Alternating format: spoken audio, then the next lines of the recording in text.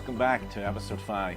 Listen, before we go into this episode, let me just thank you for taking the journey with us, because it means the world to us, having spent the time we have to produce this, that people are on the journey. You know what, that's right.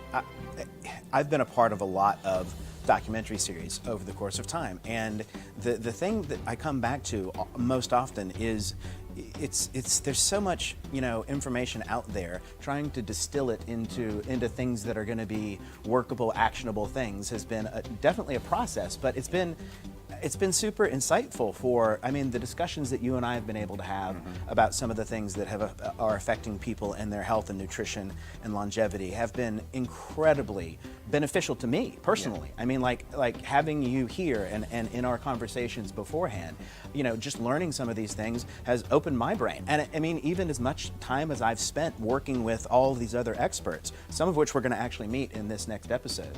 Yeah.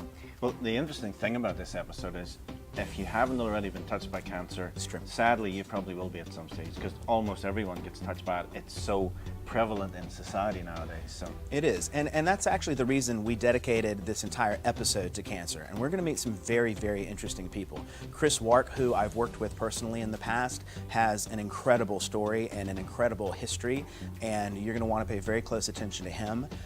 We also have Charlene Bollinger, who has some very personal stories. This one is probably going to. There's actually another episode coming up that's going to tug at your heartstrings as well. But this one is powerful. So, well, Chris told me, actually, he says this is the most emotional interview he's ever done.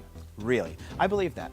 Actually in seeing it. So I can't wait for you guys to see what's in store for this episode. Yeah. So we'll join you back at the end again, and we'll see you soon. See you then.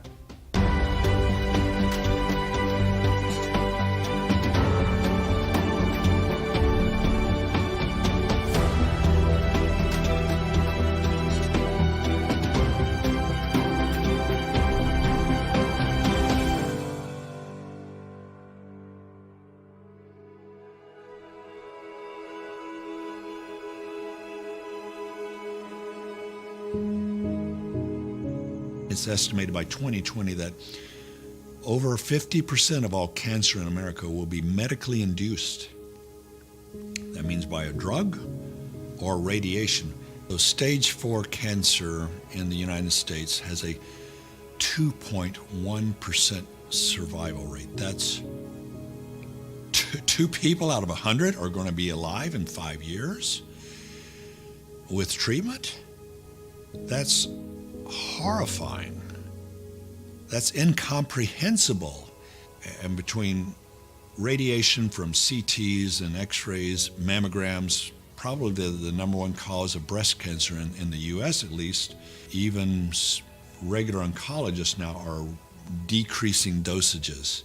They know they're killing people, but they've got a tremendous amount of time and energy invested in this.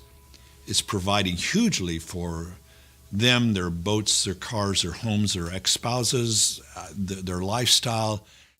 That's a devastating criticism from Dr. Ben Johnson on the current state of cancer treatment in America. And it's much the same in all the so-called developed countries. I was staggered when I first came across that 5-year survival rate post-chemo, less than 3%. In this episode, you'll hear more criticism of current treatments because there are so many options and so many people taking them. People who are not only surviving, but thriving. Let's hear more from Dr. Ben. I'm not against a drug if it works and doesn't have too many known effects, which we call side effects, unwanted effects. I'm not against surgery. I'm not against radiation in its appropriate use. It's just, I don't want to misuse or abuse any of these things, which in less than a year and a few months, it's estimated by 2020 that over 50% of all cancer in America will be medically induced. That means by a drug or radiation. We pass computerized tomography, CT scans out like it was candy. Massive doses of radiation. We know what X-rays cause. Cancer. We've known that since Roentgen and Madame Curie all the founding fathers of x-rays all died of what? Cancer. I mean, why does the lady stand behind the lead shield when she takes the picture, when she hits the button? Because their x-rays cause cancer. And CT scans are massive doses of radiation. The doctors just pass these out like candies. Between radiation from CTs and x-rays, mammograms, probably the number one cause of breast cancer in the U.S. at least. I think they backed off of that some in England, but mammograms, probably the leading cause of breast cancer in America. Because these radiation, year after compression of the breast, damaging it, and then damaged tissue is much more susceptible to radiation and causing cancer after damage. So it's just a perfect setup. How do you get a breast cancer patient? You damage their breast and x-ray it every year. And you've actually written a book about mammograms. I have. No Mammograms. It's out. It's a bestseller. You've got to educate people. You've got to empower them with knowledge. So that's one of the things I love to do, is empower people with knowledge so that they can make educated decisions. I also heard you in conversation about chemotherapy, and you were very harsh, I think, in your description of that. So just tell me your view of what chemotherapy is and what it does. Well, let's look at the numbers. So stage 4 cancer in the United States has a 2.1% survival rate. That's two people out of 100 are going to be alive in 5 years with treatment. That's horrifying. That's incomprehensible. If they were doing anything, they would have a lot better than a 2% survival rate. So 2.1. So if you want to increase your survival rate with chemo, go to Australia. They have a 2.3% survival rate. So these drugs are exceedingly toxic. Every one of them has a black box warning on there, causes cancer. So how does it fit? We're going to treat cancer with something that causes cancer? How does that work? So I damage my finger by hitting it with a hammer, so my solution is to hit it with a hammer 10 more times? I mean, how does this work? Where's the logic? Where's the science in this? You can take 1,000 people and take them through standard medicine, stage 4 cancers, and then take 1,000 people and have them do nothing. And the ones that do nothing are going to live longer than taking the chemo. And oncology is just a tough field to be in. Those doctors don't know how they sleep at night, most of them. But so many of them are feeling extremely uneasy about what they're doing. Even regular oncologists now are decreasing dosages. They know they're killing people, but they've got a tremendous amount of time and energy invested in this. It's providing hugely for them, their boats, their cars, their homes, their ex-spouses, their lifestyle. They know that if they start recommending nutritionals or other things that the state medical boards and their colleagues are going to look down their long noses, and they could lose their license. So it's really a catch-22.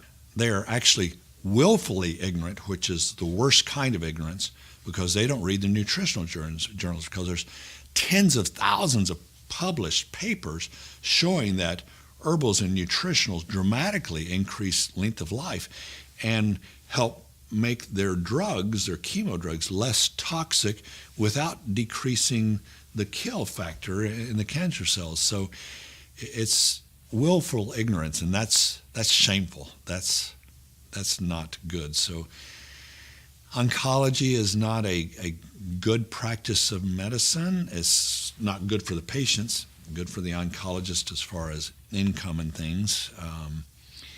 But it's not where we want to be. It's not what patients want to do. It's deadly. I heard one doctor recently saying he reckoned that in 20 or 30 years it will be illegal to give anybody chemotherapy. One would only hope. It was about a week before Marathon Sunday, so I run marathons. And for me, New York Marathon was like the be-all of marathons. You know, I did other amazing marathons. I did ultra marathons, but this was the one that I was like truly excited for because it's my hometown. I live on mile 18, which is up here on First Avenue.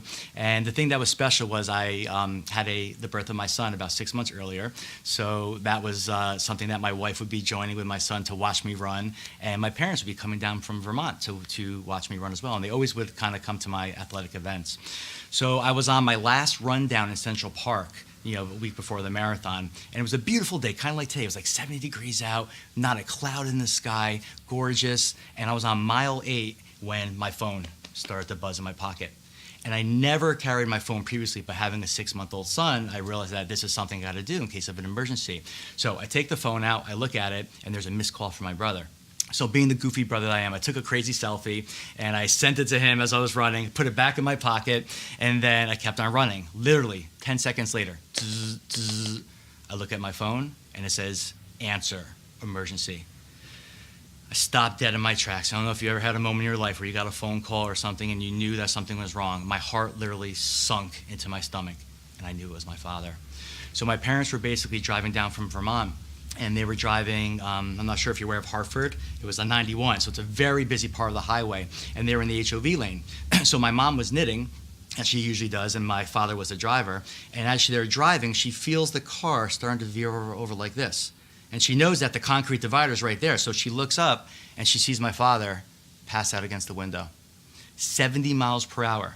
So instinct takes over. She leans down, she grabs his foot off the accelerator as the car goes up the concrete divider. Car comes back down, car goes back up again. She takes the keys out of the ignition. The car comes back down and slows to a grinding halt.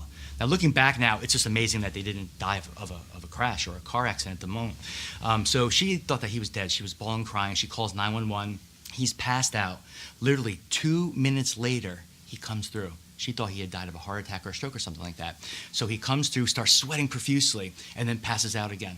Anyway, long story short, he comes to again, and 18 minutes later, the ambulance shows up. They bring him to the hospital in Hartford. They ruled out heart attack. They ruled out stroke. They did a CAT scan of the brain, ruled out any brain issue, and upon further investigation, they found out that he had blood in his stool. So, I'm hearing this, okay, dark blood in the stool. I'm thinking upper digestive tract. So they did an endoscopy, and that's when they dropped the bomb on my family, cancer. So for me, that was really a change in my life because a few days later, we were meeting with a top oncologist in New York City. And this is the day I launched my company, Alkaline, with the tagline, get off your acid. So I'm wearing a big shirt that says, get off your acid. That note, I'm giving a keynote address at a huge wellness conference in New York City. So it was a big day for me, and we're meeting with this oncologist. And what does he say was the cause, word for word, of your dad's cancer? Too much acid. Whew. So everyone looks at me because I'm wearing this shirt. This is like my whole life has been about. But on the flip side, I'm like, wait, this is amazing. You know, I have all this information. I'm going to be able to help my father. It kind of seems crazy to me now. But 4 years ago, I was that person, that member of the public who believed the doctor knew everything. I took no responsibility myself. I went to the doctor. I allowed him to tell me what I needed, what was wrong with me. But presumably that's the starting point. We really have to take responsibility. Well, that's for our by own design. health. That's by design of the medical community. They have inculcated, you were a sheep, you were a sheeple. And they have brainwashed you to believe that only they can give you the answers. The gods in the white coat, only they can give you the answer, because they've taught us that it was all genetic. Now with the Human Genome Project, we know that, for instance, genetic causes of cancers are way down in the single digits, like 3 or 4%. Well, then what is 96 or 97% the cause of cancer? Environment, things that we can change by what we drink, what we eat, how much we exercise, what we think. So it's changeable. If only 3% of cancer is genetic, that means the other 97% is changeable and within our grasp. They don't want you to know that because they want you coming to them and asking them what poison do I take for this? I mean, the word drug actually is from your part of the world. It was the Druids. That's where the word drug comes from. And what were the Druids famous for? Poisoning their enemies. And the word pharmacopoeia is the word witchcraft in the Greek language. So it's very interesting that deadly poison and witchcraft is where pharmaceuticals and drugs. Very interesting derivatives of the words here. Ty and Charlene Bollinger are renowned for their series, The Truth About Cancer. They examined and publicised alternative treatments worldwide. But that only came about after a series of cancer deaths in their family, starting with Ty's own father, who bled to death after a cancer surgery. Initially, they said that he'd probably have a couple of years to live if he didn't get it treated, and he died in 25 days. So 25 days later, we were burying him, and it turns out that he didn't really die of cancer. The surgery was a botched surgery. Not really the surgeon's fault. That's what they do, right? You have a stomach that's riddled with tumors, they cut them out. And as a result of this massive surgery, they didn't stitch him up. It couldn't be stitched up properly, and he bled to death. That was the initiation for us in this cancer nutritional journey that we've had, uncovering hidden information. 6 months later, his father's father with cancer departed this earth, then his father's brother, his cousin Glenn, then his mother's mother, then his mother's father, and in 2004, finally, his mother. And in large part, these were conventional cancer treatments that caused the loved ones that we had to depart this earth. And we started researching from the very beginning. And the straw that broke the camel's back was losing my mother-in-law, Ty's mother. That was such a blow. And we knew at that time that if her stomach, because they cut her stomach out too, if that didn't happen, she would have had a great chance. We could, if we could dial back time, like the Avengers right now, they've got this time stone. It's a big deal right now, you know. If we could go back in time, we could change everything. But we know that we can't do that. But by God's grace, we've been able to use being plundered to research, having the truth. We're both huge researchers. We found a plethora of answers. They're so beautiful. And we now bring that to the people. Our first book was Cancer Step Outside the Box. And our goal was to reach every person on planet Earth with the truth about cancer, that cancer does not have to be a death sentence. That's what we do. So in 2014, we partnered with Jonathan Hunsaker, starting to make our films, The Quest for the Cures. The Quest for the Cures continues. The Truth About Cancer, A Global Quest. And we are reaching the world. We're reaching them in the millions. Now we just have to get to the billions. So my dad had been diagnosed with esophageal cancer, and it was literally a bombshell, you know, to my whole family. So a few days later, we had met with one of the top oncologists in New York City, and it was incredible because as he's telling us more about my dad's condition, what does he say, word for word, was the cause of your dad's cancer? Too much acid. And it was like, whew, because I'm wearing this shirt that says, get off your acid. You know, it's my company that I actually launched that day with the whole purpose of bringing these alkaline supplements to help, you know, eradicate what I think is one of the biggest problems plaguing this world, which is over-toxic and over-acidic lifestyle, inflammation that creates. And this is something as like a, you know, an Italian father and family, he never told us, you know, the issues that he had, and kind of kept them to himself. And we didn't know that he had blood in the stool for so long. And looking back, I wish it was something that I did know. So we get this diagnosis, and it was interesting because that night I was giving a keynote address at one of the biggest wellness conferences. So we all kind of huddled up after that, and you know, we had a little bit of a positive spirit because, you know, we thought we got to this thing early. Here I am. This is what I do. This is kind of what I've been studying for years and years and years. You know, I have the resources. They always say your greatest resource is resourcefulness. So I've had the resources to be able to really start to address this issue, other than the big three ways, which most doctors do, which is obviously, you know, chemotherapy, radiation, and surgery. So at the time, I just became, you know, an investigator, and I found Ty Bollinger and The Truth About Cancer. And for me, it was a game changer. It really enlightened me to so many other ways of treating cancer. And the amazing thing about it is that my dad had undergone chemotherapy to his own choice. This is what he needed to do for himself, and I totally respect his decisions. And they did a surgery because there was diseased tissue. They removed 2/3 of his esophagus and half of his stomach, and they actually brought the stomach and the esophagus together. So 3 months later to the day, they had found that the cancer metastasized to the lungs. So they met back with the oncologist, and they said, okay, you have one of two choices. This is a more aggressive state. You can go through chemotherapy again, or you can just, let it be. They basically gave him a few months to live. So they called me after that oncologist story, after the oncologist meeting, and I said, Dad, we have one or two choices. You can do the chemotherapy, or we can take you to Mexico to the place that Ty Bollinger talked about. And I made him watch the first episode of Truth About Cancer, and to his credit, he said, let's go to Mexico. So they literally turned around from Vermont. They were halfway up. They came back down. We didn't even have an appointment for Mexico. We took him to the Hope for Cancer, and we just kind of showed up there. And it was just amazing because we started doing all these other things. And it was a year ago that my dad, lost the battle.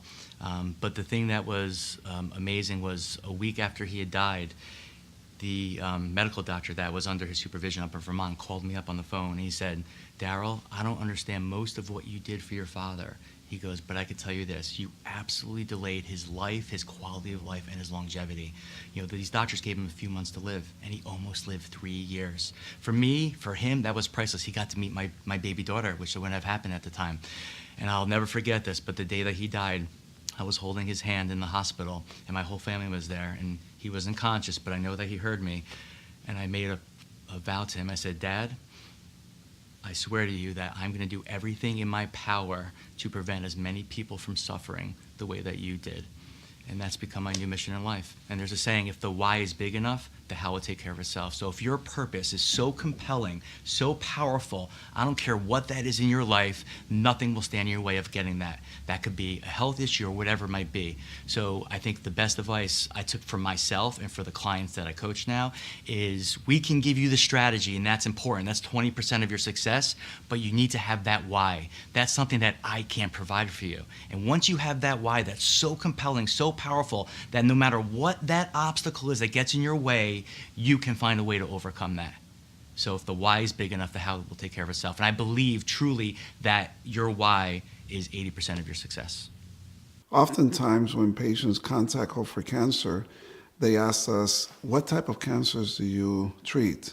Or what success have you had with these types of cancer? How many of these types of cancer have you seen? Because we know that some cancers are more common, like prostate, breast cancer, lung cancer, and colon cancer. These are the most common cancers, both in male and in female, of course. So we treat all types of cancer. And let me explain why, because when someone is receiving chemotherapy, the chemo is specific for a particular cell type. So a breast cancer is not treated the same with chemotherapy as an ovarian cancer or as a lung cancer, because the cell type is different. What does that mean? That means there are receptor sites, like doors or windows, on the surface of cells, including cancer cells. So when you're targeting a cancer cell with chemotherapy, you need to know what cell type it is so that the chemo can latch on to that door or to that window and go in, right? But in an alternative, integrative, holistic, natural setting, we treat the disease process. What led to the development of the breast cancer, the prostate cancer, the lung cancer? And these are very clearly elucidated. These are called the characteristics or hallmarks of cancer, which are inherent to all cancer types. So for me, it doesn't really matter if it's a breast cancer, prostate cancer, or colon cancer. Of course, you make adjustments. Like if you're going to treat a cancer that's hormone dependent, you have to attend to that as well. But with respect to specific cancer-fighting therapies, we're working on the disease process. For example, the ability of cancer cells to form their own blood supply. This is called angiogenesis. Very, very important, because a cancer cell cannot grow beyond 2 millimeters in size without having an increased blood supply. And this is in the literature. This is not Dr. Jimenez saying this. This is well published in the medical literature. So affecting the blood supply or angiogenesis with non-toxic cancer therapy is key in having a favorable outcome. In conventional medicine, there are a couple chemotherapeutic agents. The main one is called Avastin, and this chemo targets the blood supply. However, it's very toxic, and most patients have what's called peripheral neuropathy. They have numbness of the fingertips or the toes, which is quite debilitating and also uncomfortable, of course, for the individual. So, in summary, at Hope for Cancer, we treat all types of cancer because we're treating the mechanisms of the disease process. The cancer is just a final over presentation of a disease or a lack of homeostasis or balance in the body that may have started 15, 20 years ago, and ultimately is when the tumor forms. So we're tracing back all these steps so that we can affect the end results. And that's unfortunately one of the problems with chemotherapy and radiation, is that they're just treating the end result, but not where the disease started, which is at the cell level, and I would say also at the energetic level, because everything is energy, light, frequency, resonance, vibration. And so at the cell level, in a dysregulation or an abnormal energetic foci can lead then to a biochemical change and then a physical change, which is the overt tumor or the inflammation. So it's quite interesting when we look at treating cancer in this perspective. We're not treating it like a Band-Aid approach. We're really working on that mechanism of disease. I'd done some blood tests that had showed that there still were microscopic cancer cells in my body. So because the type of cancer I had was so aggressive, I wanted to be sure that I had a 35-plus year plan. So Hope for Cancer gave me that. I came to Cancun. I did 3 weeks of treatment. A friend of mine who had really pushed me to doing chemo, who's a doctor in Florida, she came with me and watched and saw how I felt and the amazing results I was getting. And she's now become a believer that alternative care can work and does work. She's watched my story unfold, and she's one of my dearest friends. So it's really remarkable to see others, when they really get close to these alternative treatments, their hearts can change and they really can see the science behind them. Dr. Tony here at Hope for Cancer, we started me out with sono-photodynamic therapy, and I did the heat treatments. They use heat and light and an activator that you take weekly that gets into cancer cells, and it does not get into non-cancerous cells. And at home, I use an ultrasound machine set on certain frequencies, so the sound, the ultrasound part, penetrates deep down into the tissues and gets to any cancer cells that are in my body and really causes them to die. So I've done sono-photodynamic therapy for the last 18 months. I've probably taken 2 months off of 18 months. And I've also done Rigvir therapy, which is, I like to say, it's a pure, amazing immunotherapy without the side effects. Your immune system's not going to turn on you. You're not going to get future cancers. You're not going to have autoimmune disease because you've taken an immunology agent that's being developed. A lot of those by the pharmaceutical companies have a lot of side effects. So I did sono-photodynamic therapy for 18 months, and I've also done Rigvir therapy, which is a viral therapy with a virus that God created that's actually in the small intestine of children when they're around 7 years old. So it is actually a virus that is in healthy children. And then what Rigvir and the Latvian government has done, and 2 European governments have approved this product, this drug, to use in cancer patients with remarkable results.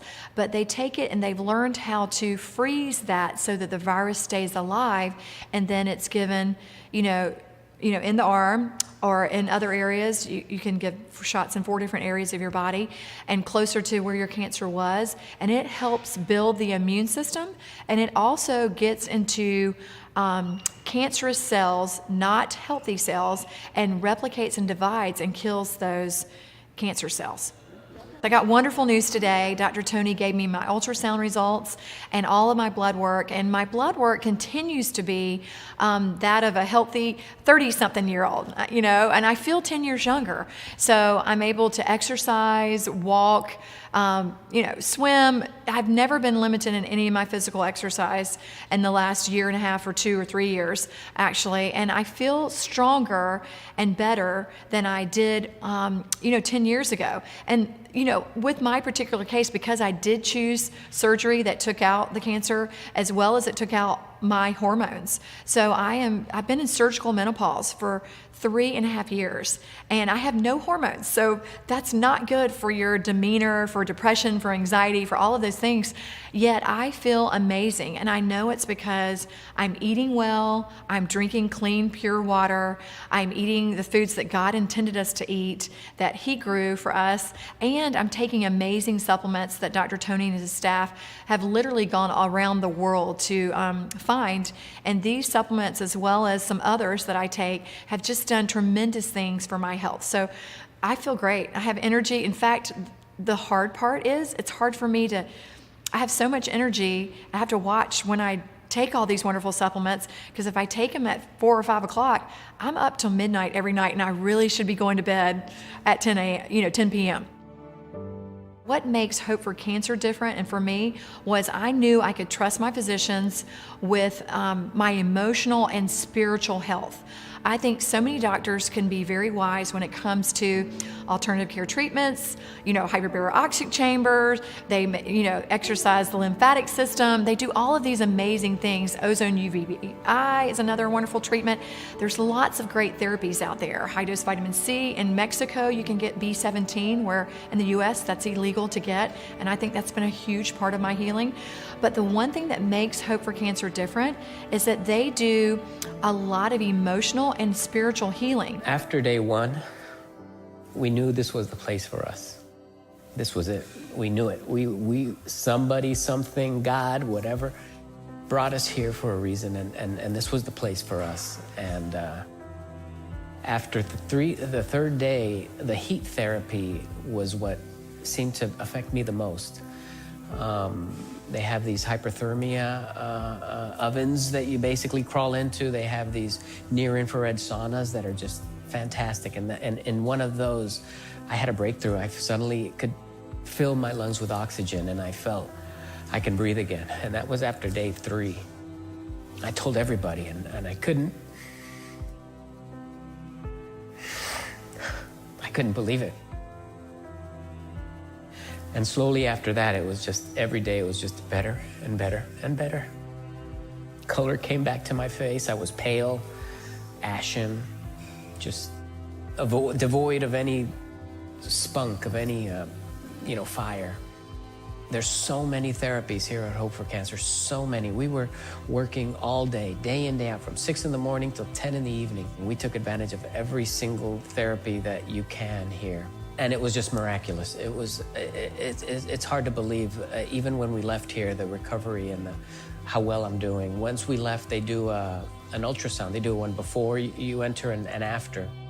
And they had noticed that my tumor had reduced in size by about 25% just with the 3 weeks of being here. And that was great news for us. I felt good, I felt strong. I was able to go back to work. And it just made me more healthy. And when we were about to return, we had to get another scan back home. We didn't really care about what the results would say. We knew I was feeling great, and I was feeling strong, and what better than that? You can't get any better than that. And it was a complete surprise when my oncologist back home discovered that there was no trace of the recurrent tumor. They just couldn't find it. The PET scan, which shows activity, showed none. We couldn't believe it. We were in shock. And when we came here, they did an ultrasound and same results. No signs of any cancer. They couldn't detect anything. And still yet, we couldn't buy it. We didn't buy it. Neither did my wonderful doctor here, which is Dr. Quintana, which is just wonderful. He said, let's do one more test, an MRI, just to satisfy any doubts that we may have. And miraculously, nothing. What does everybody think when they hear the C word, you know? And I remember we wouldn't even say the C word on the telephone when we were talking to each other because it just invokes that fear of death. And I think anytime someone hears that word cancer, that's where their mind goes to. And that's normal. That's human nature. I'm not going to lie to you. My mind went there many times over.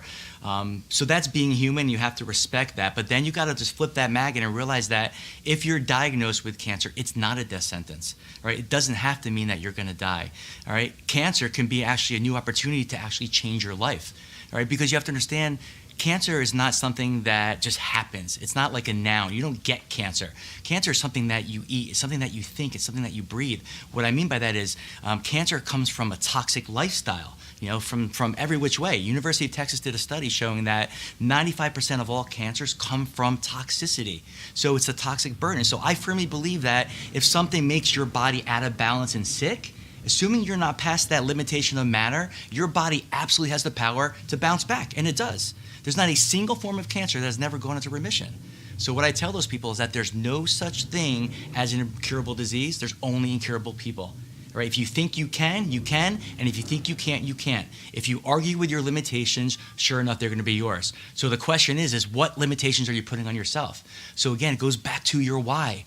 Right? If you know that you're going to beat this thing, guess what? Your chances are going to be better. It's that law of probability. If I flip that coin, 50% will be tails, 50% will be heads.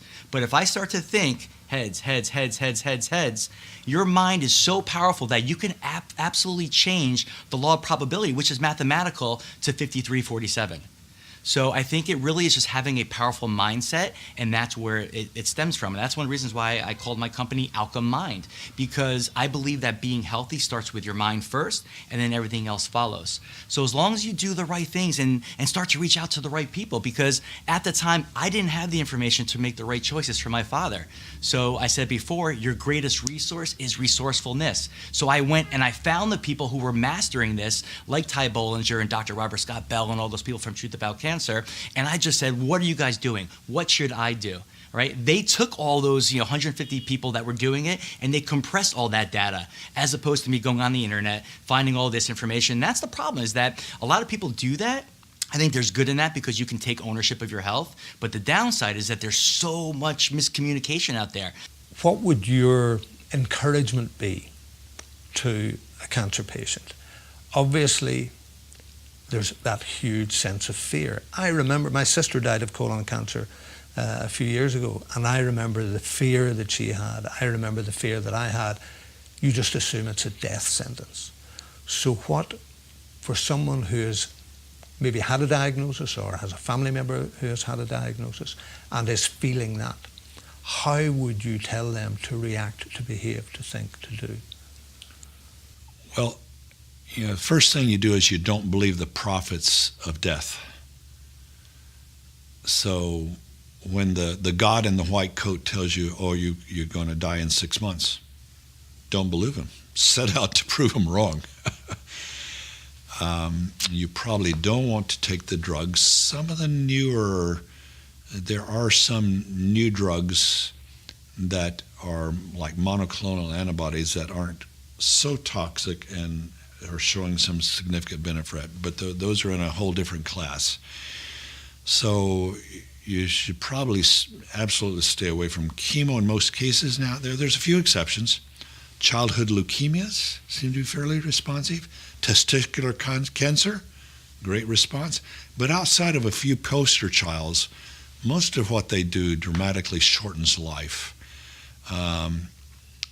Probably more cancer patients, stage 4 cancer patients, die from chemo than from their disease. Think about that for a second. die from the chemo rather than disease. Okay, then should we be doing that if we're going to die from the chemo or the radiation? Don't think so. So you start with the basics: healthy water without chlorine, without fluoride, without chemicals, without pharmaceuticals. Healthy diet, so that's called vegetables, and vegetables, nuts, fruits, and then you move toward herbals and nutritionals that we know are life extending. And again, I'm not against drugs. I'm not against anything that works. There's actually a study coming out of the UK that's just looking at drugs, approved drugs, that we know have seemed to have helped cancer patients. That meta-analysis-wise, looking back, if you study these people, that if they took this drug, they seem to have lived longer. And some of those things are just dirt cheap. Metformin, doxycycline. I just hate to even mention some of the cholesterol agents, but taken at very low doses, they can actually extend the life of a cancer patient. So I'm not against drugs. The word cancer is very frightening. From my perspective, I can say the following about cancer. It's a cellular membrane problem. The most important thing in cancer is covering the energy needs. Cancer cells aren't using oils and fats for energy, they're using proteins and glucose. In the energy model produced, there's a lot of lactic acid inside the cells. Like when we feel tired in the muscles, it's a similar kind of level. It's trying to get rid of this all the time to survive. It doesn't want to be suffocated. Around the cancer cells, there's a very high level of acidity, and this acidity actually makes it difficult for the immune system to recognise that cell as a cancer cell.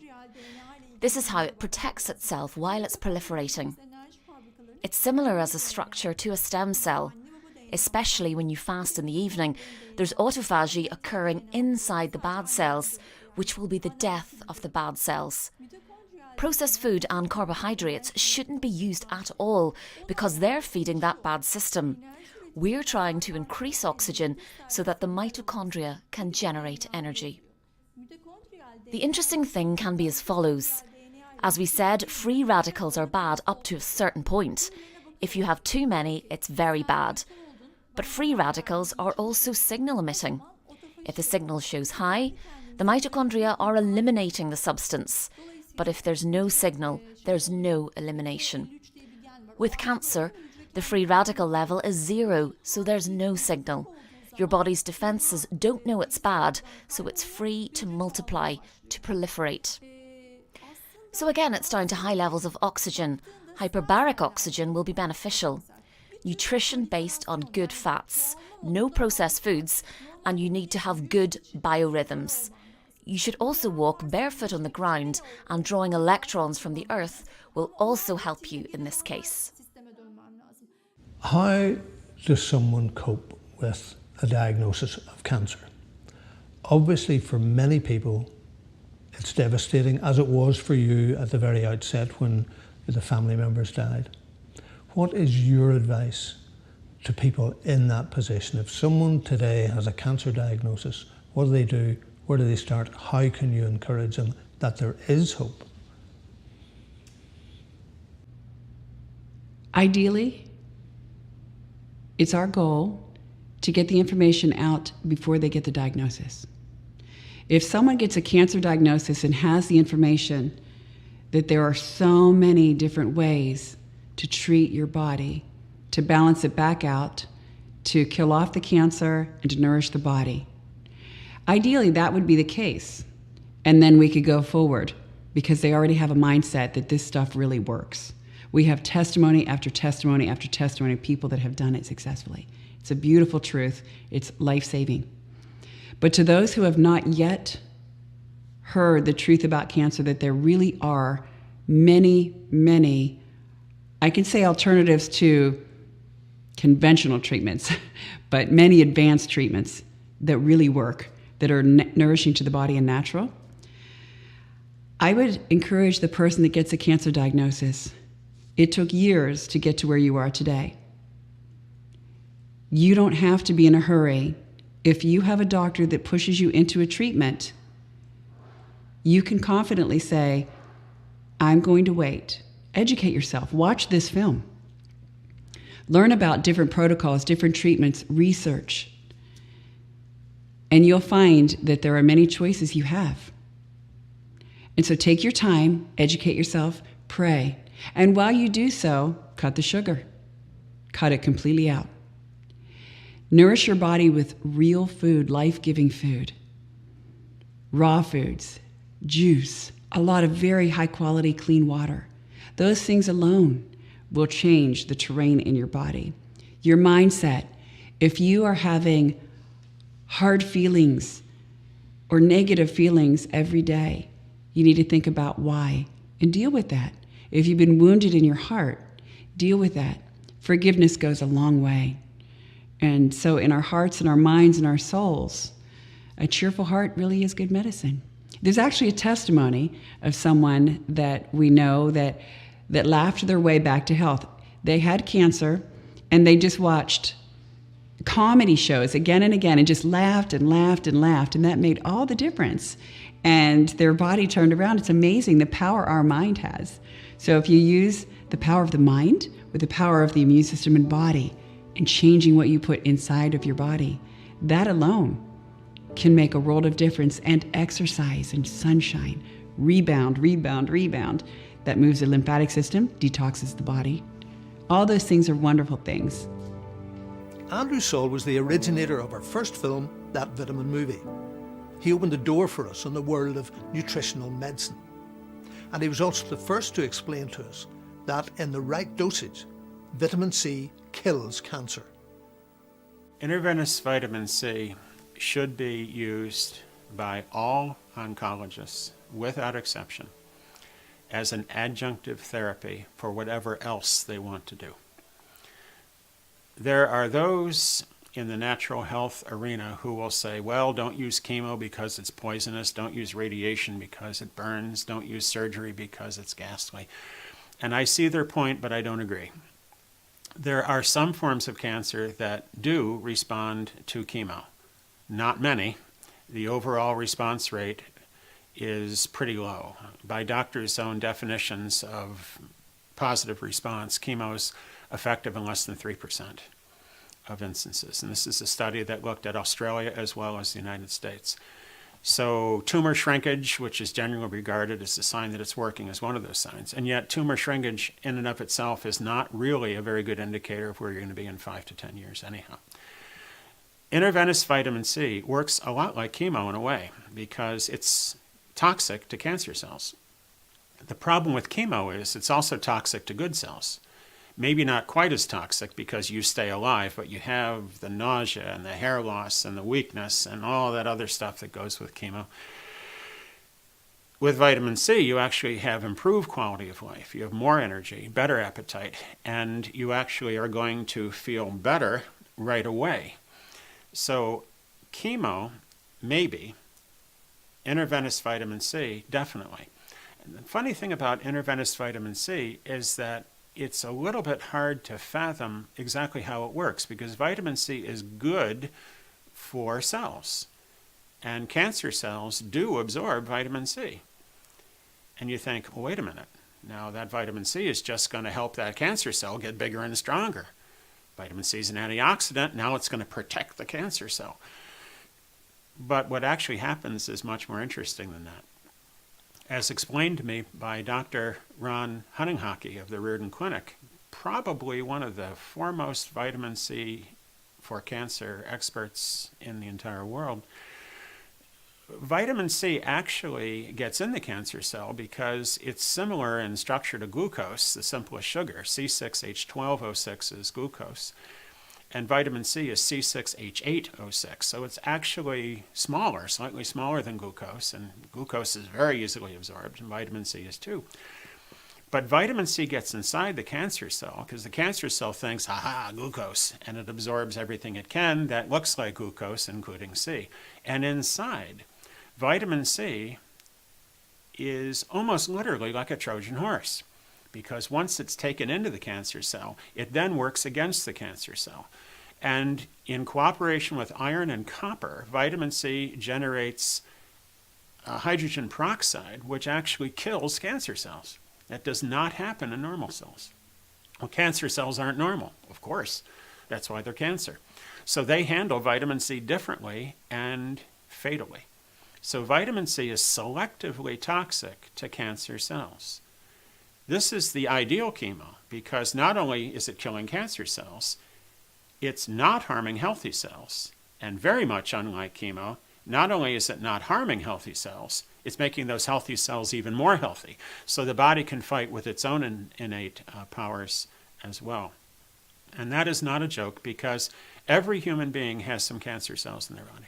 Everybody does. How come only some people have it develop? There must be something going on, something that isn't well understood perhaps, but nevertheless, vitamin C is going to nail the cancer cells and make the healthy cells more healthy. And that is exactly what we want. When people bring this up with their oncologists, the first thing the oncologist is going to say is that, well, maybe, but that needs more research. No, it doesn't. We have decades of research now. We have studies going back to Ewan and Cameron in the 60s and 70s. We have studies going back to Japan in the 1980s. We have studies at the Reardon Clinic and elsewhere in the 90s and 2000s. And we have all kinds of reports. We even have National Institutes of Health funded studies on vitamin C killing cancer cells that the U.S. government has paid for. We have studies in Canada. They're all over the place. So the idea of using vitamin C to kill cancer cells is established. Next thing the oncologist is going to say, well, maybe, but vitamin C will interfere with chemotherapy because it's an antioxidant. It's going to interfere with chemo. And the answer is, and this is coming from Ron Hunninghake himself and also Dr. Victor Marcio Vega of Puerto Rico, they both emphasized that vitamin C does not interfere with chemo. Now, Victor Marcio Vega is an oncologist. He's a radiation oncologist. That means he uses radiation, but he also uses vitamin C. And his comment was, once a doctor uses vitamin C, they never go back. So I said to him, have you ever gotten controversy and negative input for using vitamin C? And he said, only for the last 25 years, which I thought was wonderful. And he said, but I understand, because I was them. That was me before I knew. And I'm reminded of what the Dalai Lama said. When you meet someone, you say to yourself, just like me. Just like me. And Dr. Marcio Vega has that knack. He can look at a doctor who's skeptical or even negative and say, I understand. I felt like that, but I've tried it. And he gets tremendous results by using vitamin C with radiation. So vitamin C with chemo. Vitamin C with surgery, that's a no-brainer. Every surgeon knows that all they can do is take out and bring together. The healing is done by the body, and a surgeon's worst nightmare is some kind of infection, some kind of sepsis, some kind of non-coming together, non-knitting, something that stops the wound from closing and healing. If you've had surgery or even a bad cut, there's a scar perhaps in your body, but that's proof positive that the body did bring it together. The surgeon made the cut. The surgeon didn't make the scar. Your body made the scar because it closed it up. That's what your body does. So vitamin C reduces post-op infection. It makes the patient feel better. It reduces the risk. It speeds the healing. It's the surgeon's best friend. So vitamin C does not interfere with chemo. It does not interfere with radiation, and it actually improves the outcome with surgery. That's just for openers. From my perspective as a physician, I was trained as a radiation oncologist to treat cancer by burning it, by cutting it, or by poisoning it with chemotherapy, radiation, and surgery. But in the past 20 years, I've learned techniques to transform it. In other words, how can we make it again the original cell from where it came from? And somebody will say to me, well, what are you talking about? This is impossible. It is not impossible. The reason why pollution causes cancer is loss of electrons. Pollution makes that loss of electrons occur because pollution is charged positively. So it gets rid of the negative charge of electrons that we need in our body. We've already proven that when you lower the energy of the cell from 70 millivolts to 35 millivolts, which is 1,000th of a volt, the cell automatically turns into a cancer cell. So all we need to do is lower the energy of the cell and it becomes a cancer cell. We already know that. Conversely, when we give the energy back to the cell and it goes from 35 millivolts to 70, it turns into a normal cell again.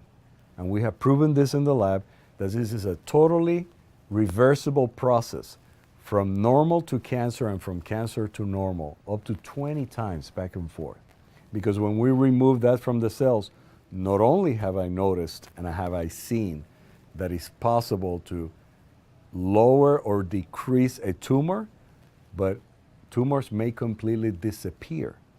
And techniques such as intravenous vitamin C, pulse electromagnetic frequency, which we also have heard about this weekend, microcurrent devices, both of which lead directly to a recharging of the cell, which leads also to exiting of these toxins from the cell, which is the cause and the culprit of a lot of these cancers, can reverse the tumors. And we've confirmed that and corroborated it with PET-CT, CT scans. Now, the next thing I saw in my oncologic practice was that as we removed those toxins and the tumors got better or reversed, other diseases did as well, such as high blood pressure, diabetes, arthritis, autism, Parkinson's, cataracts, glaucoma, and other diseases that I never expected to be associated with toxins, stress, or lack of exercise, all of which lead to lower energy. So, whenever we have energy, we have everything. The reports have been written already by the National Institutes of Health, the National Cancer Institute, and the Department of Health and Human Services, which are considered the authorities in the United States. Very conservative, but they're the authorities on health. They wrote a report in 2010, ordered by President Obama, to write a report about what causes cancer in the United States. He says, I want to know what causes cancer. The oncologists are saying it's genetic. I want to know what it is. So the report came out. It's the President's Cancer Panel report. Any U.S. citizen or non-U.S. citizen can access it through the internet. And he says the following.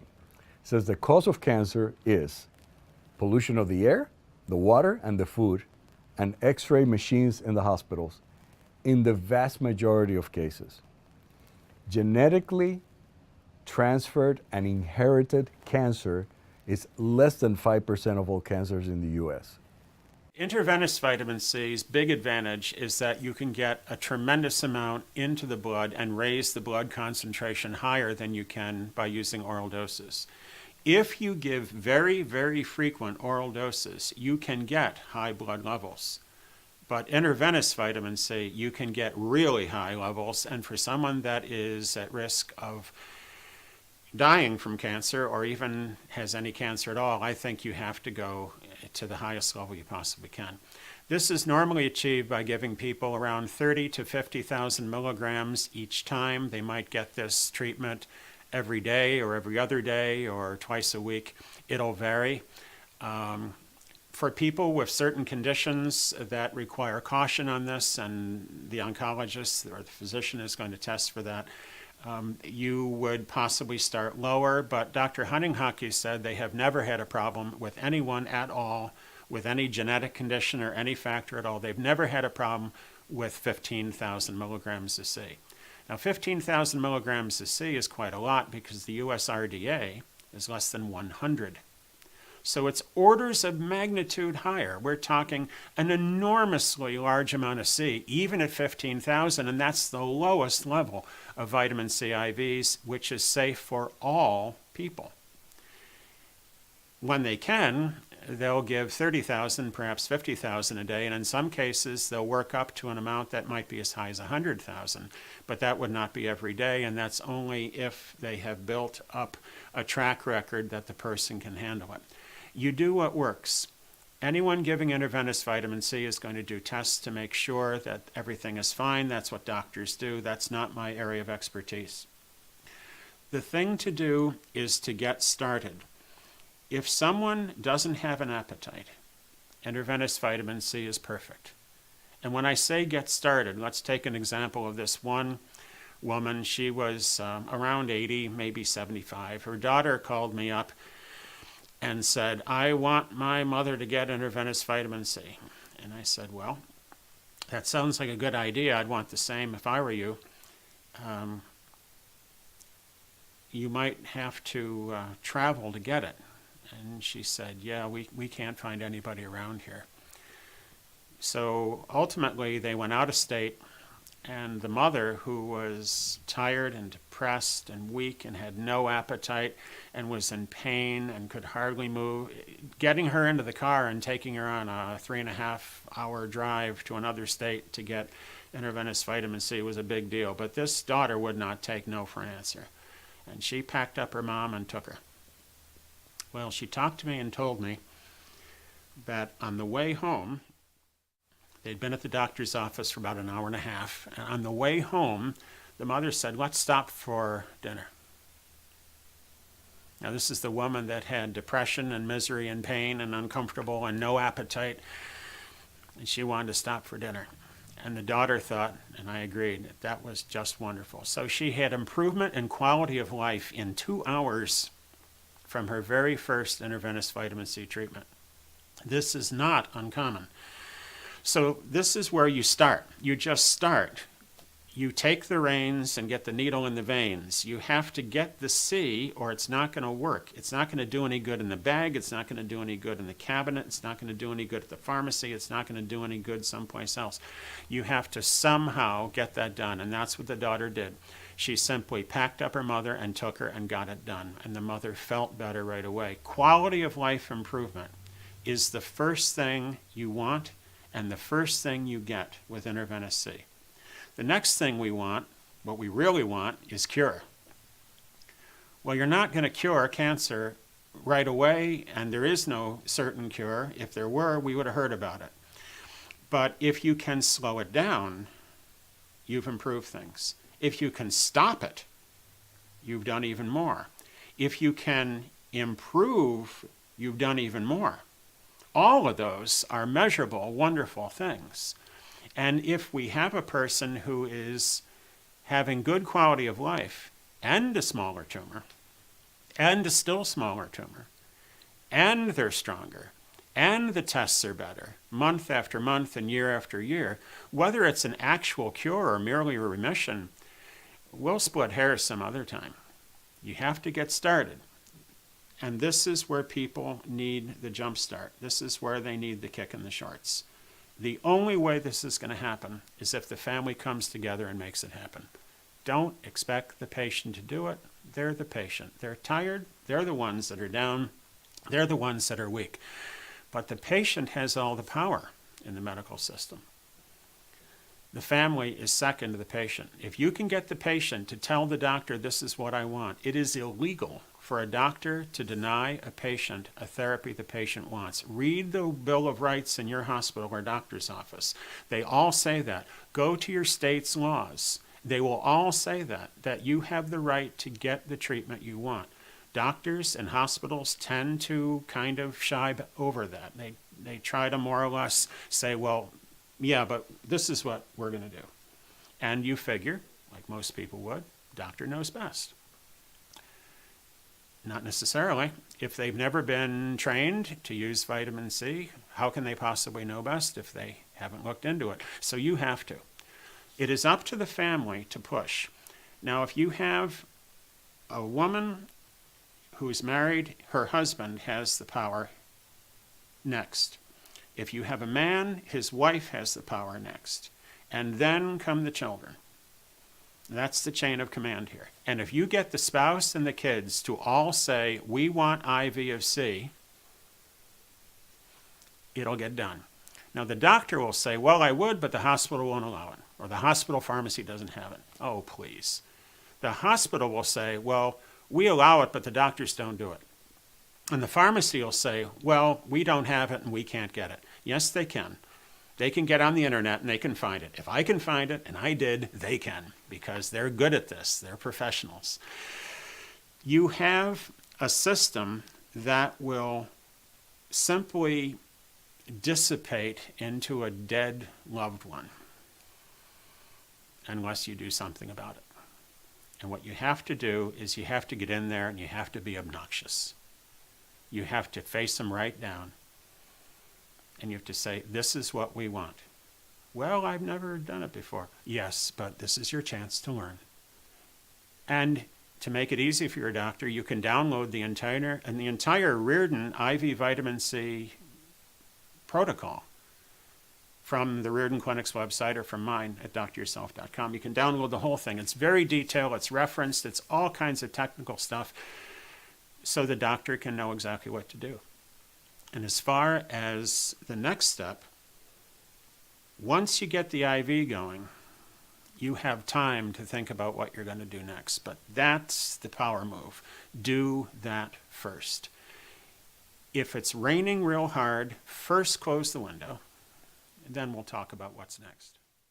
When my son was 22 years old, he was studying pre-med. We were going to work together. Only he was going to become an osteopath.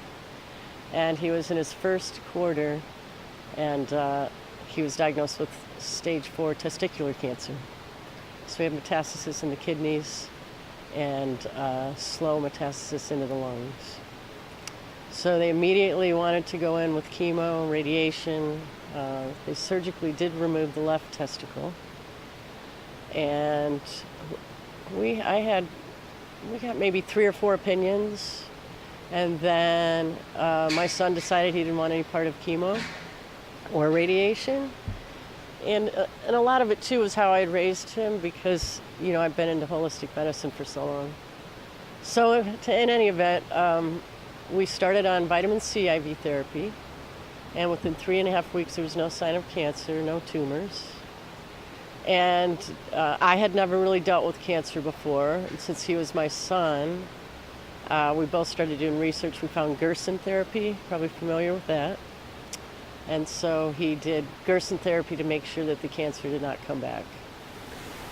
It must have been quite a brave move in a sense, because while I'm aware that chemo is perhaps not as successful as the general population think in certain areas, I gather that testicular cancer is one area where it is successful.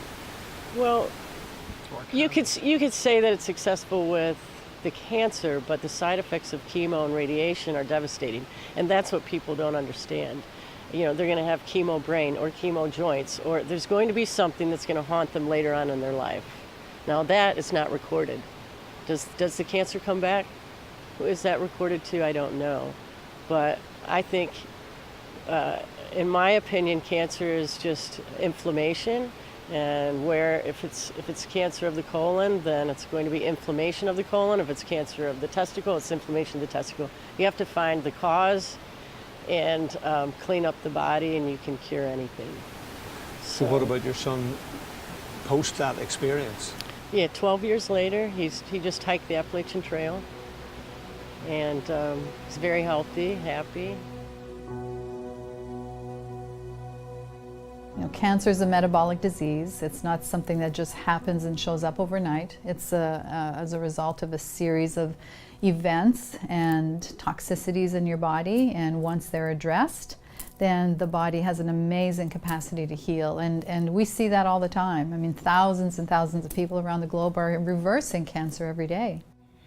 So what are the first steps if someone wants to step out from under the cloud of cancer, or if someone, because I presume there are similarities, is in reasonable health but wants to improve and live on to a ripe old age? The first step to me is nutrition. Number one is let food be your medicine, and to really look at your eating habits. We know now with the science of epigenetics and nutrigenomics that our food can literally turn on our cancer protective genes and turn off the cancer protective genes. So we really have to, look at our food and our proper food choices. The second one would be to reduce your toxicity. Look at what you have in your home. Look at what you're putting on your skin. Look at the issues with EMFs. I mean, that's a very serious problem, and that's a whole other topic we can talk about. And number three is to balance your energy. Proper sleep, exercise, balancing your hormones, all those things are important. Number four is usually the most difficult one, that has to do with balancing your emotions and healing your emotional wounds. We can be real good at doing protocols and taking our supplements and doing our coffee enemas, but if we don't address the wounds in our heart and we don't change our attitude, between the ears, healing won't take place. You have to have that proper healing mindset. Number five has to do with what you have in your mouth. Look at the metals or the root canals you have in your mouth, because that will impact your health. Number six has to do with looking at specific supplements and herbs that have been proven with studies that can kill cancer cells, can boost your immune system and maintain your health. And lastly, number seven is keeping a pulse on your health. And that's one of the biggest faux pas, I guess, that many women make and people in general. They guess when it comes to their health. They don't know what their vitamin D levels are. They don't know if they have enough iodine. They're not doing enough blood work. They're not measuring their hormone methylation patterns and pathways, and so they're just guessing. And so there's specific tests that you can do to really keep a pulse on your health and prevent disease. And if you've had cancer, to keep a pulse on your health so you know that it's not returning. The beautiful thing to me is that my wife was so courageous. I feel like she was more courageous than me, being willing to have my child, which is that's a pretty big commitment, not knowing if I was going to be alive, to help raise this kid. But she was willing to do it. And, she loved me that much. So when she got pregnant, it forced me to think about the future. I'm like, oh, okay, I've got to think long term.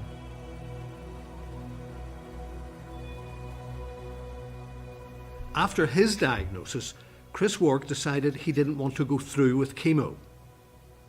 He never imagined back then his journey to recovery would become an inspiration to millions. I got home, I'm recovering from surgery, and I'm thinking about chemotherapy, and the idea of poisoning my way back to health didn't make sense. And so my wife and I prayed. I was in a really desperate situation I needed an answer. And so I was just like, God, if there's another way besides chemotherapy, just please show me, right? I don't know what to do. This doesn't make sense. It doesn't feel right. My instincts, my intuition, maybe the Holy Spirit, I don't know, but it didn't feel right. I didn't have peace about it. And 2 days later, a book shows up on my doorstep that was mailed to me from a man in Alaska. I live in Memphis, Tennessee. And I open this package, and there's a book called God's Way to Ultimate Health, a common sense guide for eliminating sickness through nutrition. And I'm like, okay, what's this about?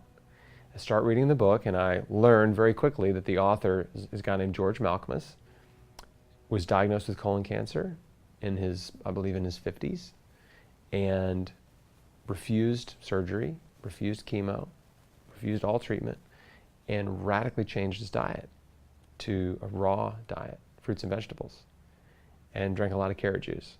And within a year, his colon cancer, the tumor, was gone. His body healed.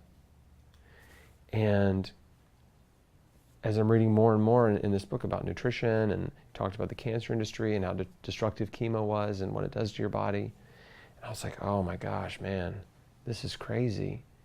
This is an answer to prayer. I asked for it, and this book came. This is what I'm going to do.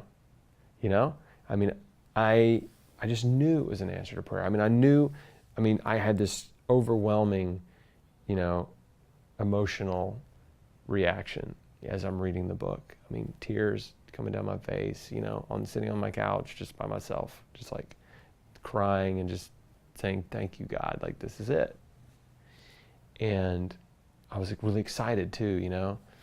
When you feel like God speaks to you and answers your prayer, you know, it's exciting, right? It's like an amazing thing that's happening in your life. And so I called my wife and I told her about it, and she didn't understand, you know, and she was really worried that I was like going crazy, right? That I was making a huge mistake. And she was like, what are you talking about, you know? And then other family members started calling and telling me I was wrong, and that alternative therapies don't work. You know, I know somebody that did that and they died, that kind of stuff. And, you know, don't you think if there was something better that the doctors would know about it, they'd be using it? I'm like, I don't know how to answer these questions. And so that created a lot of confusion and doubt and anxiety. And so I had this whole new problem, which is all these people around me were telling me I'm wrong. I prayed, I got this answer. I believed it was an answer to my prayer, and everyone around me saying, nope, it's not.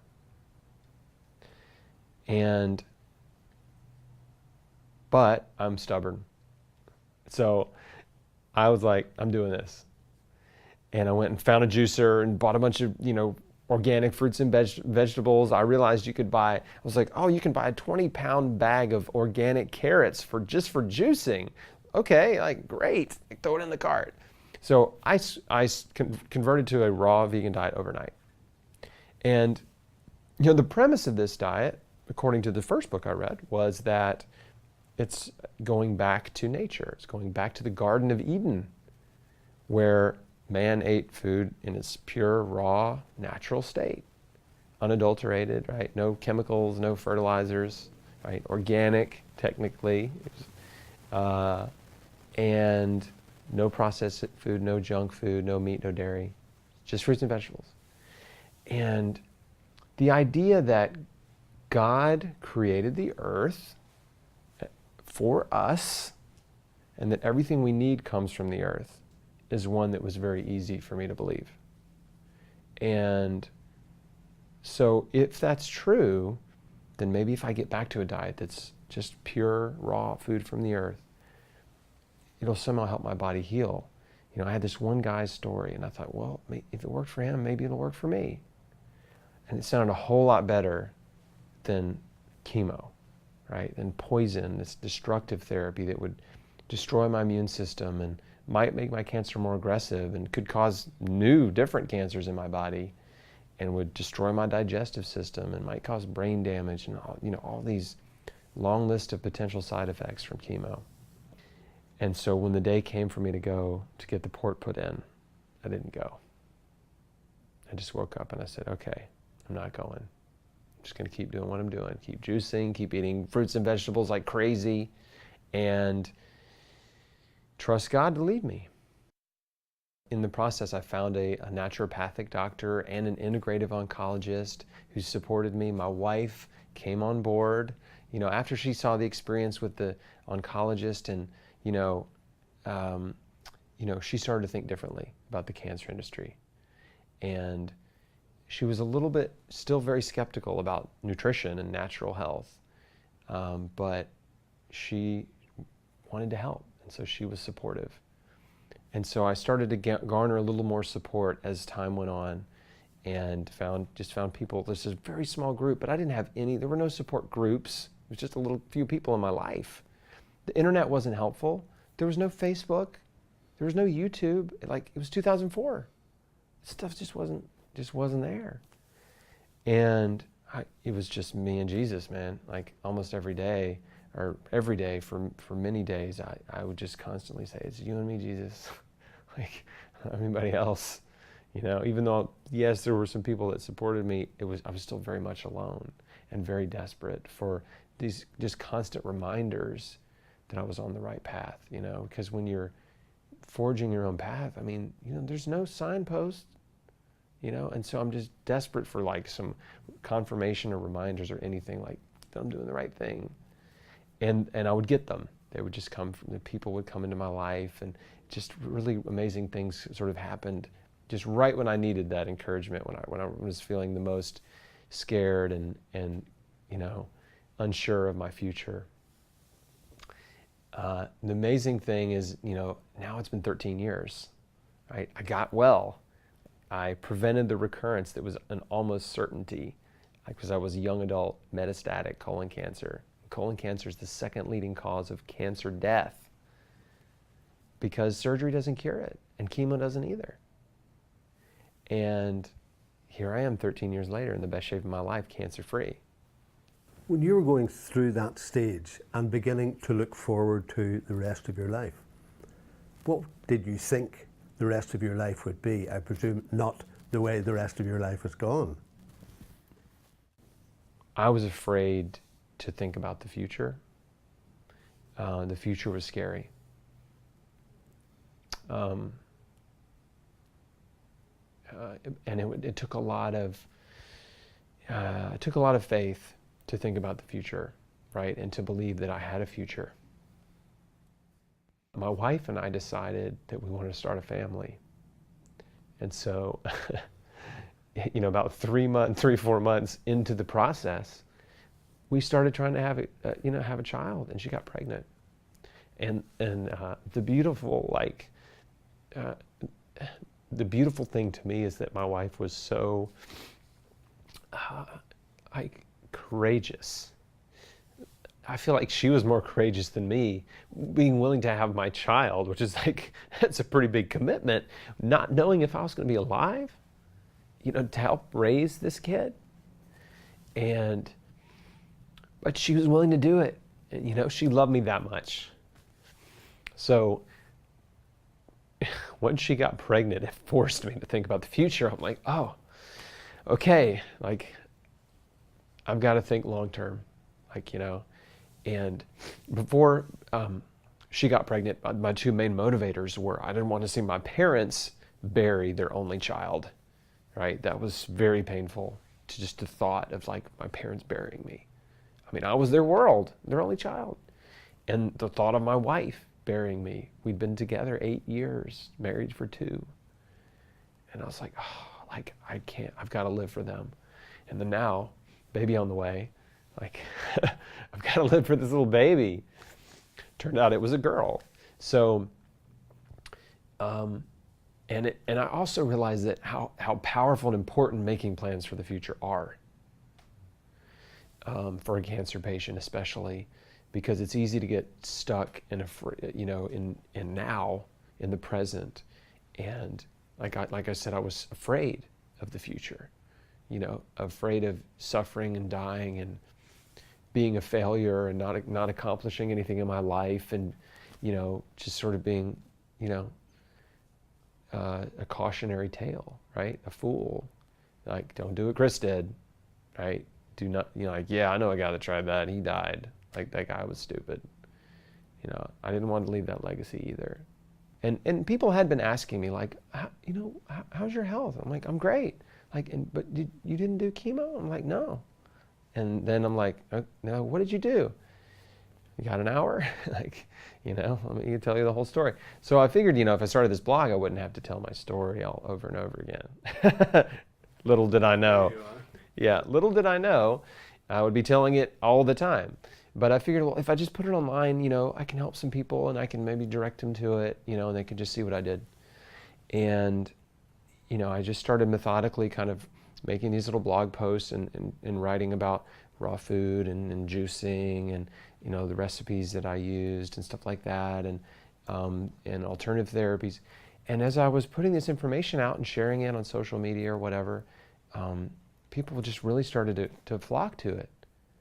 And I started getting messages from people thank you so much for the information. And people are asking me questions what about this, what about that? And so I'm interacting with people and trying to be helpful. And then I start getting messages from others saying, wow, I love your site. I healed my own cancer in 1982.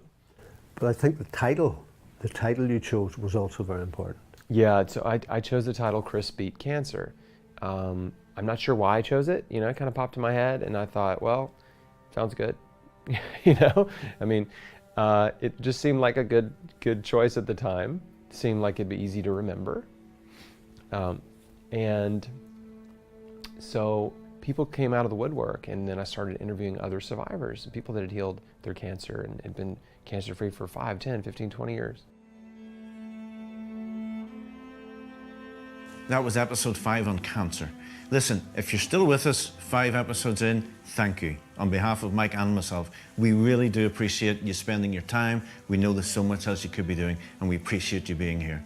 Live Longer really has been a labour of love for Mike and me, and we have spent the last couple of years travelling, interviewing all these amazing experts.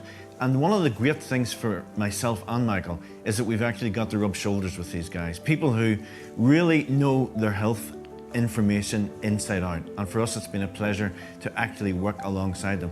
And we're offering you the opportunity through the Health Accelerator program to do a very similar thing. For 21 days after the 8 episodes, we're going to run the Health Accelerator program, and each day we will give you some advice, some tips. There'll be questions and answers with the doctors, and really everything that we can cram in there to help you tackle dementia, diabetes and depression. That actually comes to you included if you invest in any of the lifetime packages that we have for you. It normally sells for $97 on its own, but it's included free with any of those packages. So just click the button below and you'll get all that information. And please join us tomorrow night for episode 6. Look forward to seeing you. Wow. All right. That episode always gets me because of my personal experience. And the thing that I take away from that episode most is, believe it or not, encouragement and hope for the future. With so many people affected by cancer over the course of their own lifetimes, or over the course of family members suffering or being able to support them, those stories give me hope. Like, for example, hope that there's a way forward and that there's a future after cancer. You know what I mean? I absolutely know what you mean. And I think, because one of the things I've heard so often, Timmy, is the 3 words that change your life most in some ways are, you've got cancer. That's exactly right. And when people hear that, hope goes out the window. It's true. So what we really tried to do in those interviews was show people hope doesn't have to go out the window. There absolutely are things we can do and steps we can take that can really challenge the diagnosis. I agree with that completely. I totally do. So, I mean, you, for example, watching Dr. V talk about breast cancer. I mean, to be honest with you, it moves me literally almost to tears when I see things like that. You know, and just the, but again, hope for the future is something. I think this entire series is really, you're right, designed to give you not just steps to take, but to show you that there's possibility, even in sickness, if you feel despair, which actually is interesting because the next episode is an episode that we've decided to include, and it touches a lot of lives as well. It touches almost as many lives as cancer does, and that's depression. Mm-hmm. And so tomorrow you're going to get to hear from Trevor himself. And your story moved me very much, and I really can't wait for people to really understand why you're so connected to what we're doing. You know what I mean? It was a tough interview for me to do. I'm quite sure. Because it drags up everything that's gone on the last 10 years. Yep. And again, I would just say to people, we're trying to involve you and bring you with us on a journey, because we sit here in no way as people who have all the answers. Absolutely not. But people who, like you, are on a journey, and we've probably found more answers than some of you that you are searching for. But we want to bring you on that journey with us as we explain those answers and we lay out what you can actually do. It's interesting. The one thing that I want to say, and it's one of the reasons that we included my personal story and we're including your personal story. And, we want to make sure that, I'm not trying to say unlike other documentary series, because that's not necessarily true. We just want a personal connection with the audience, with the people that want to take the next step, and we're personally invested in that journey. Yeah, absolutely. So you will hear my story tomorrow. I think it will resonate with you if you've ever been touched by depression in any way. So join us then if you can.